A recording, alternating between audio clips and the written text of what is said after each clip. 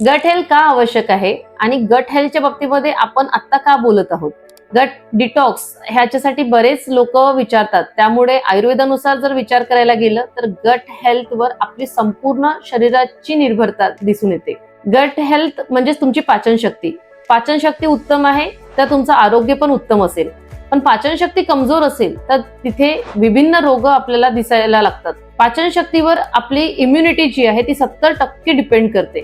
त्याचबरोबरीला तुमचं वजन, तुमचं हॉर्मोनल बॅलन्स, तुमच्या शरीरातलं उत्तम तत्व जे ऍब्सॉर्ब होतात जेवणातून, ते सगळं काही तुमच्या पाचन शक्तीवर निर्भर करतात. पाचन शक्ती जर व्यवस्थित नसेल तर ऍसिडिटी, गॅस, वारंवार जुलाब होणे किंवा कॉन्स्टिपेशन होणे, शरीरामध्ये ताकद नसल्यासारखं वाटणे, उत्साह वाटत नाही, ह्या सगळे लक्षणं तिथे दिसतात. आयुर्वेदानुसार सांगितलं आहे की जर गट हेल्थ चांगली ठेवायची असेल तर इथे मुख्य करून तुम्हाला रात्रीची झोप आहे ती 7 ते 8 तास झाली पाहिजे. रोजचा योगासनांमध्ये वज्रासन, पवन मुक्तासन सारखे व्यायाम तुम्ही रेग्युलर केले पाहिजेत.